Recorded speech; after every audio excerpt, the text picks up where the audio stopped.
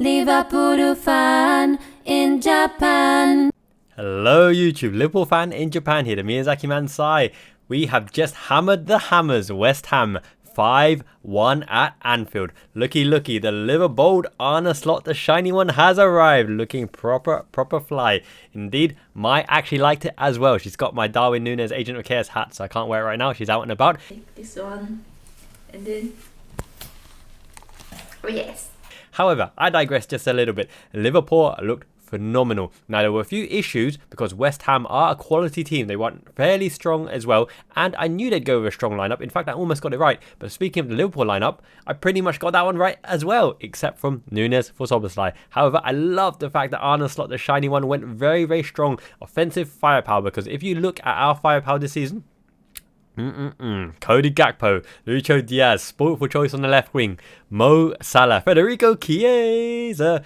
What a performance from the man himself. He's getting used to the slot system. We had Darwin Núñez and Cody Gakpo and Diogo Jota up front. Spoiled for choices, right? But Jota actually played reserved in the kind of 10 role, playmaking between the lines, as I predicted in the lineup. I did say it's likely to be Quansah and Gomez at the back, because Gomez has come in as one of our 4 central defenders this season. Kostas Tsimikas left back. Did you see that header, that brave diving header at the back? In fact, he tweeted about it, and Queeve was like, cheers mate. That reminds me back in the day of John Terry's attempted header for England, right? And Glenn Johnson. I love me some Glenn Johnson as well. Attacking verve at right back, cutting inside at left foot, cracker, winner against Chelsea. Why not against your former club? Actually, Phil Jones attempted the same thing. Brave defenders back in the day, right? And we have one in the Scouse Greek, Kostas Tsimikas.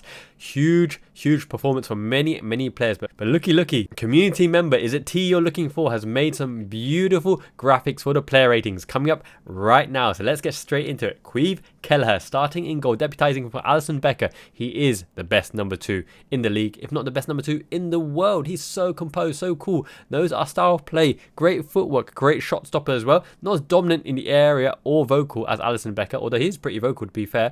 However, he ranks top 5 sexiest Liverpool players according to the Japanese votes. I'm going to let Mai do the votes very soon, because he looks like Draco Malfoy, and Harry Potter's still very popular here, despite its author being a bit cuckoo. But yes, Caoimhín Kelleher, outstanding performance. This guy, man, it's going to be a sad day when we lose him, but Mamashvili has a high ceiling, proved his worth in the Euros as well. We're well stocked in goalkeepers, and for this season, at least, let's enjoy Caoimhín Kelleher. The man gets a 9, top notch, only beaten by an unlucky deflection into our own goal by Jarell Quansah.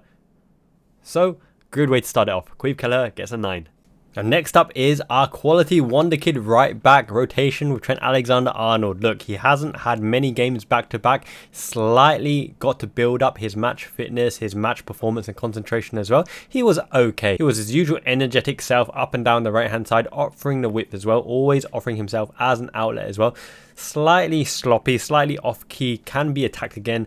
But you know what? West Ham's attacking threat from both directions, very good. Crescencio Somerville, a target for Liverpool in the summer apparently at West Ham, caused a lot of problems as well. Can be an issue at times as well. Conor Bradley played okay, gave him the outlet, worked the 1-2s and gave the options. Sure, we didn't concede from that direction, but he wasn't his usual attacking self, and it takes some time to get into the game, especially with a shuffled pack of a squad in there as well. I think he links up very well with Dominic Szoboszlai and with Ryan Gravenberch as well, who can hold on to the ball just that split second longer to allow Conor Bradley to get into position as well. So I'm happy to give him a 7 on the basis that he huffed, he puffed, he used his energy without much attacking outlet. Sure, he got the crucial pullback for an assist before the assist as well. He always ends up in that corner of the box of the opposition as well. So in that regard, I'm happy to give him a 7. Not too influential, but solid enough. Mushroom Boy Ato school bus is just arriving soon, so I'm just going to pick him up and I want to show him this Arne Slot Liverpool shirt right now. Ah, yokata! Today's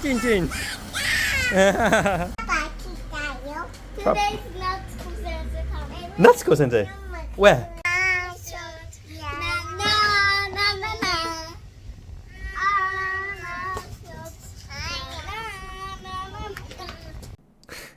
I love the chibis, always so enthusiastic about Arne Slot, the shiny one, up the shiny one. Alright, back to the player ratings.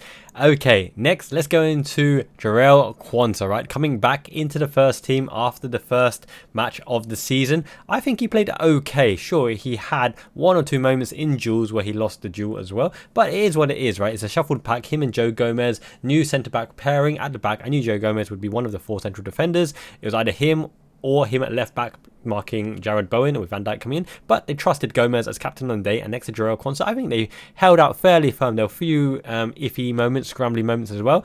No part thanks to obviously a new makeup of the team, as I keep saying, right? But Jarell Quansah, he can play better, he can be more dominant. He did ask for the ball, he did get his foot on the ball. Passing through the lines wasn't really apparent today so much. Solid enough. We weren't threatened directly in terms of clear-cut chances on too many occasions as well. I know the Ings goal offside as well, held the line. Fair enough performance. It's probably somewhere between 6 and 7, I would say, his performance overall. He can play better, he can be more dominant. Most players look better next to Virgil van Dijk as well. And yeah, he held his own, did okay. Let's give him a 6.5. I think that's fair enough. Are we doing 0.5s? Why not? Let's do 6.5.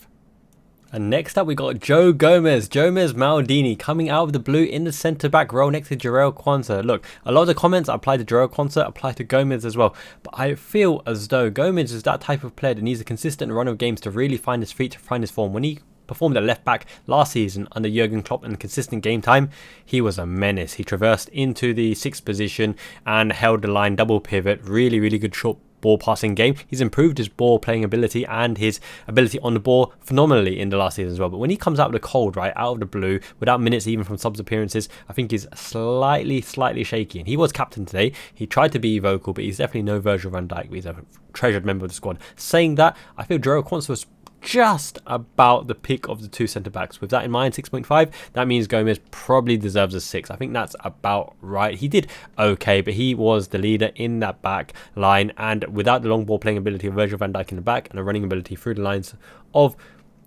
Konate, even though Quansah can do it, I think we lacked something slightly at the back, and there were some twitchy moments, especially with the wingers cutting inside diagonally in between the fullback and the centre-back and forcing the centre-back to come and approach them. In that regard, I don't think we were front-footed enough, so Gomez gets a 6. Now next is the Scouse Greek Kostas Tsimikas. Now I already showed you the bravery in that diving header to keep the ball out by any means necessary. He has a classic whipped delivery from the left hand side. We didn't see it too much today. We had a lot of firepower up front, so perhaps Arne Slot's instructions were for the defence to hold the line and allow the attacking players to do their magic up front, facilitated by a midfield with Envo obviously holding in front of him as well, and Curtis Jones giving a remit to roam up to kind of join Diogo Jota in a 10, but pivot with Wataru Endo. That in mind, Tsimikas, we didn't really see his best attacking qualities. He was okay as well, similar to Conor Bradley, a bit of a relaxed, kind of refused performance at the back. Attackable. He's definitely more attackable than Andy Robertson in terms of opposition going directly at him as well. Positional play, okay. Off the ball movement, he didn't join in into the midfield and the rondos as much as I would expect, because he's better on the board than Andy Robertson. And there was a comment in the last video as well as around lacking leadership, so they would have expected either Van Dijk or Robertson, you know, off some leadership, or obviously Trent Alexander-Arnold, the vice captain as well. But I think overall they did okay. Sure, deflected goal went in on the back, but yeah, overall solid enough, not outstanding. Didn't see the best of Kostas Tsimikas. I'm going to give him a 6. Now next we go on to the Big E, my man Wataru Mountain Endo, right? And he said in his book Duel and in exclusive vlogs as well, Mai's doing the next translation of the chapter coming very soon, that he can come out of the blue, he's prepared, he's experienced enough to do the job. Now he had a kind of thankless job in this particular match, because him and Curtis Jones were relied on for that double pivot, that solidarity in front of the defence that's slightly exposed with the absence of Ibu Konate, absence of Virgil van Dijk and Robertson, for example. He is the fulcrum, he's the anchor man, he stood there and he really got his foot stuck in, because Curtis Jones tried to roam around to knit the play around, which means he was tasked with holding the offside line, holding the line of the 6 in front of the defence, making sure that the passes couldn't get through. But because West Ham line up with the midfield to facilitate their wingers coming in on diagonals as well, he had to be everywhere. Now look at these statistics before you make a judgment on Wataru Endo, because I've seen some really bizarre takes on his performance in this game. And you can't really account for the own goal in your ratings as well, because it's about his performance and functions on the pitch, right? It could have gone anywhere, hit Jarell Quansah, who knew nothing about it, went in as well. It could have deflected off Quansah somewhere else. It could have gone straight past Quansah. It's what it is. 6 or 7 recoveries, right? 5 duels won. His book Duel tells you all about the duels. 94% pass completion as well, and he played the ball through the lines, but those are the ones from the central position that change the point of attack in the pivot to allow your attack to traverse to the other side as well. Now when you bear in mind that our formation is more or less a 4-2-4 with Jota coming back to the end of the diamond, I did explain that diamond shape in the match preview as well. You look at Endo's role in this, coming out of the blue and protecting that back four, the fact The Arne Slot likes to close up the middle, and it's mainly Wataru Endo's job to close up the middle, and their attacking threat came from diagonals and not through the middle as well. I would say it's a job well done. He wasn't outstanding, he wasn't at his absolute best, but he performed his function. He's not a Gravenberch, he's not a Zubamendi. His job is to duel, win the ball, give it simple, play it off, and encourage those around him to allow them a platform to play as well. He's got to get at least a 7.5 for me. I think the statistics tell you everything, right? In terms of dueling, efficiency, and recovery, he did his job. He did his job, came out of the blue. What more can he ask? So 7.5 for me for Wataru Endo. And now we move on to Curtis Jones, who gets an unfair reputation based on past performances and not always analysing his actual performance on the day. Now in this match, he's clean, he's efficient, he's responsible defensively, positionally responsible as well, because it's him and Wataru Endo tasked with holding the fort, holding that cube front line in front of Jarell Quansah and Joe Gomez. He did his job, he was disciplined, but later he was allowed to roam further forward with Mac Allister, forming the ultimate midfielder, box to box, 6, 8, 10, everywhere, player of your dreams, Ginger Nuts Mac Allister. We'll get onto him in a second. But Jones, very tidy, very efficient, coming in out of the blue. He was the responsible one with the techers, with the ability to take the ball on the turn, take the ball on the run. He's very, very good at taking the ball in difficult positions. Even if the ball isn't perfect, he can make it into a good ball as well. Unlucky with a shot that should have resulted in a goal. Slightly underpowered shot. Great through ball, dribbling from box to box, end to end, working his way up the pitch, receiving it back, playing the ball through the legs of Kilman onto Diogo Jota the slotter, who slotted it with aplomb. Curtis Jones. Total dominant midfield performance. He's a great player. He had that run of form in the Jurgen Klopp team last season as well that showed how good a player he is. Put some green on Curtis Jones's name. He's a quality midfielder. May not be first choice because our midfield first choice is phenomenally good with Gravenberch, Mac Allister and Szoboszlai. Areas to improve? Sure, he can stamp his influence on more, but remember, he's coming out of the blue. He has these niggling injuries every now and again as well. He did nothing wrong, really. He's got to get at least an 8. Curtis Jones presenting the Man of the Match award to one of the players later. I like Curtis Jones. Good player, good for the squad. Scouse, homegrown as well. Good lad, confident in his abilities. Curtis Jones gets an 8. So now we move on to Diogo Jota the Slotter. When you saw the lineup, Chiesa, Jota, Núñez and Gakpo, that's some serious firepower. Where will everyone play? I did say in the match preview, Diogo Jota is more likely to play in between the lines as the roaming playmaker because he has the pass on him. Do you remember that brilliant headed through ball to Sadio Mane down the wing as well? He has game intelligence. He can spot a pass. He can get the ball under his spell, do a silkworm dribble to run through the lines as well. But he knows the type of balls that his strikers and his teammates need to traverse into an offensive position of promising goal conversion metrics. So Diogo Jota, fantastic performance. He was man of the match, given a man of the match by Curtis Jones. It looked like those nights playing FIFA hasn't affected him at all. Clinical finishing. I love the bent effort side foot into the goal. Fantastic. He leaps like a salmon, like Wataru Endo as well, despite him being a small man. Lucho Garcia, great in the air. Diogo Jota, good in the air. Wataru Endo, good in the air. Roberto Ayala, a midget, fantastic in the air. Even Licha at Man United, a midget, but good in the air. I like Diogo Jota. He scores with his head. Intelligent player. FIFA didn't affect him. 9. Quality performance, Diogo Jota, when he's on form and he's fit and injury-free. Konate and Jota have had an injury-free run so far, which is very, very good for our chances. Great. He's a clinical finisher. He's only scored like 1 in 4 or 5 in the Premier League so far, but it doesn't matter. He connects our play together and he's adding more than just the finishing and being on end of moves as well.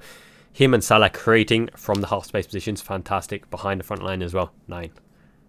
Now the next man is actually my man of the match for this particular match because he never stopped running. Hard work, unstoppable in terms of physicality. Cody Gakpo on the left hand side is a gem of a player. He is powerful, he is dynamite, he stretches his legs, he's always a threat. He has one of the best shots in the squad. He's hitting harder shots than Dominic Szoboszlai, harder shots than a whole front line except for maybe Darwin Núñez. Cody Gakpo, mentality monster, a great from the left wing. It's a fantastic option to have at the left wing alongside Lucho Diaz. Now this is competition for places at its finest. Having Lucho Diaz and Gakpo is a plethora of wealth in an attacking option on the left hand side with Federico Chiesa, Diogo Jota and Darwin Núñez also able to play left wing as well. But his physicality, his hench, he turns, he's gritted, he battles, he can work his way into the shooting opportunity from the half space as well. Different games call for different demands. Him and Lucho Diaz can alternate, but Arne Slot would choose the one that he thinks is good for that particular matchup because you need to win the matchup against that 1v1 opposition, the fullback, centre-back, and against formations as well. On occasions, he can play maybe with Lucho Diaz, maybe Diaz switches to the right wing, but for now, I think it's great options to have. His shooting, Arne Slot said, it's Gakpo time, it's Cody time. Cody time means anytime in the match he can score a goal because his shot is phenomenal. He's got a knuckle shot, a rifled shot, a bent shot, his predatory instincts, and he is the one who's shooting from range. Maybe Arne Slot has said, you, Cody Gakpo are the only one in the team who is allowed to shoot from range outside the box again and again, more so than Mo Salah, more so than Lucho Diaz, maybe not more so than Darwin Núñez now because we saw what happened last week, but Cody Gakpo, what a gem of a man. Look, even Fuka Nagano, fan of Cody Gakpo, he gets a 9. He gets a 9. He's my man of the match, Cody Matis Gakpo. Now, Federico Chiesa. I'm just so happy to say Federico Chiesa is a Liverpool player. Have I said that already? I'm sorry. I love the fact that Chiesa is wearing the Liverpool shirt with pride, with a beaming smile. He works incredibly hard. Now, saying that, Anfield debut, he was on the periphery of the game. He hasn't quite got the team set up to take advantage of his direct running and running in behind and, you know, arrow sharpshooter-like qualities as well, and ability to shoot off both feet, but he plugs away. He was working hard. He was keen to make an impact as well. On occasions, I felt that him and Núñez were trying to make similar runs, and Jota was getting into the space that I thought Chiesa could have gone into as well. But saying that, he's got an assist. He's got an assist. An acrobatic volley into the ground, up in the air. Diogo Jota beating the keeper. What more can you ask for? It's got to be a 7, right? Great debut. Taking off, is it the hour mark? 60 minutes there or thereabouts. Great performance, great run out. More to come from Chiesa. Good man. Good match rating as well. Now, Darwin Núñez, the agent of chaos, my boy Núñez. Wow, non-stop running, link-up play, looks to be improving all the time. That layoff of Gakpo showed awareness as well. Unselfish runs, running, dummy runner off the ball to allow the other players to rotate in and around him as well. On occasions, I think Curtis Jones, maybe Cody Gakpo could have found him because he made beautiful, beautiful runs. Never got his head down, always willing to track back. He looks like an evolved player. The Arne Slot one-to-one sessions because he's been banned for international duty with Uruguay. 5 matches, I believe, 4 matches to go. Yeah, he's on it. He's part of Slot's football. Now you can understand why Slot is the perfect coach for Darwin Núñez. He's really bought into philosophy. More to come from him. Great running, great enthusiasm, great link-up play, hold-up play, off-the-ball runnings. Impressive performance over Darwin Núñez. I'm going to give him an 8. I love Darwin Núñez and what I'm seeing from him so far. Make sure to smash a like on this video to help this video get seen, beat the YouTube algorithm as well. Comment what you think of the ratings so far. Let me know your comments. Who was your man of the match? Get this shirt if you wanted the shiny one. Arne Slot, the Liver Bold, in the merch section down below. Really helps the channel as well. The best way to help the channel is through YouTube membership. Really, it's cheaper than a KFC Zinger bucket. Why not? Less greasy too. Or good. I really am enthusiastic about the performances so far. And who have we got next? It's the Argentinian maestro, the hybrid terrier, techers, playmaker, ball player. He's a different gravy, really. He's so good as a footballer. He must be one of the bargains and value signings ever in history of Liverpool. He's so silky, so technical, so calm and composed. When he came on, Jones had freedom to roam. He connected the play. His ability to play the ball over the top, through the lines, control the tempo, holding the ball, that extra moment, drawing fouls. He's a sphere of influence in and amongst himself. He's a quality player. You can see our whole team plays better when we have a controller like Mac Allister in the midfield. He gets an 8. He is becoming one of the most important players in this Liverpool lineup. Probably first name on the team sheet there or thereabouts, alongside Virgil van Dijk and Alisson Becker, of course, right? Quality player. I love Mac Allister. Ginger in the right lights. He's channeling his inner Messi. Great player. And for the final player rating, because I think Tyler Morton didn't really have enough time to influence the game, similar to Andy Robertson as well. Mo Salah, Egyptian king, and today he did run down the wing. In fact, he was hungry for that goal. His smelling of the opportunities, his off-the-ball running is obviously his best attribute as well, right? Always plays with a smile on his face. The game was heading towards Liverpool's victory already, but he comes on. He's hungry for a goal. He makes his Travella pass outside the left foot around the corner as well. I really like Mo Salah as a player, as a person as well. Inspiration in the dressing room, leads by example as well. If they can come to an agreement that's happy for Mo Salah, happy for Liverpool, you can see his impact even off the bench. Maybe it's a consistent wage that downgrades over time, or to be fair, based on what he performs on a day, you know, might be landmark bonuses for goals and assists or whatever. We got to sign a man up similar to Virgil van Dijk and Alexander-Arnold as well. But the fact that he got his goal, he's a constant threat. He's a different class, especially in the biggest matches, and he can always make an impact. He doesn't always have his most effective games, but just his existence on the pitch opens up space for other players, because opposition always have to be aware of Mo Salah. How can you not be? Give him an 8. Quality player. And as a final note, Arne Slot, the shiny one, up the shiny one. He gets a 9. He has shown his ability to rotate, play a different system, 4-2-4. the midfield bypass to allow the attackers to roam interchange and have Jota as a playmaker, facilitating the front line as well. Endo holding, Curtis Jones trying to connect the pieces. Defence, sure, okay, pieces to work on. However, have you noticed, even though opposition have had opportunities at our goal, and some people take it as a negative, they haven't converted, haven't scored, because these chances have been kept out by a combination of quality goalkeeping, defence, putting them into positions of less prominence where they're less likely to convert, right? You're talking about the Darwin Núñez chances of last season. We're doing the same to the opposition this season. He's rotated the pack, rotated the squad, and we're still getting results. We conceded one against Nottingham Forest, one against AC Milan as well. We're on fire. Clean sheets galore. Firepower to be envied by world football. Is this one of the best attacking lineups Liverpool have ever had? Arne Slot is getting there bit by bit. He's learning about the Premier League, learning about opposition, learning about his own players in a pressured situation as well. He's utilising the squad. He's using players like Endo, Curtis Jones, keeping them hungry in the cup matches. They've shown what they can do already. They are an option to be used in the Premier League as and when determined by the opposition, the course and narrative of a game, etc. But we know that Arne Slot likes to keep with his first lineup. Szoboszlai comes back in, Mac Allister comes back in, Gravenberch, special gravy. Obviously, Darwin Núñez and Jota up front, Chiesa still behind Salah, Gakpo and Lucho Diaz, rotational option, Andy Robertson, the leadership option, Trent Alexander-Arnold, Van Dijk, Quansah, Joe Gomez, Alisson Becker. It's looking good. I'm really, really optimistic. I said at the start of the season, people don't know how Arne Slot will play. There's no footage of him. There's nothing to go on. So he will surprise a lot of people because he has footage and things to go on the opposition as well. Rodri's injury, Arsenal, you know, there or thereabouts, but he's yet to overcome Man City. Arne Slot has an opportunity this season. I said at the start of the season it's between 1 and 3, and I still fancy our chances. And based on his performance against Premier League opposition, we looked the part. We're against Brighton next. Not going to be an easy game at all. We're going to have to go pretty strong because Brighton at home, it's going to be quite a challenge. It's going to be on a knife edge, that particular game. But we are the cup holders. I have confidence in the lads as well. Hope you guys do too. Make sure you smash a like on this video. Comment below what you think of the ratings. Do you disagree with any of my ratings? Let me know, especially Wataru Endo. What was your thought on Wataru Endo? On Curtis Jones, for example. Who would you pick now between Lucho Diaz and Cody Gakpo? What do you make of Darwin Núñez's improvement over time? Would you give Salah his new contract on that high wage as well? What about Caoimhín Kelleher? Will his performances have changed your mind? The best way to support this channel is for a YouTube membership. Thank you so much to all the members. You've gone above and beyond to support the channel. And a heart-warm thank you to Joseph M, Jamie R, Christian, Debs P, Leonardo 1, Elizabeth Glue, and Captain Haz going above and beyond to support the channel. Exclusive content coming very, very soon. Mai is translating the book and the vlogs. I'm going to do my uncensored, raw, unfiltered thoughts on Anfield Agenda and Redmen TV next. You don't want to miss that coming in the member section very, very soon. So, hontou ni domo arigatou minasan means thank you so much. Going to treat myself to a cheeky kit right here. It's red, it's big, it's red, his feet stick out the bed.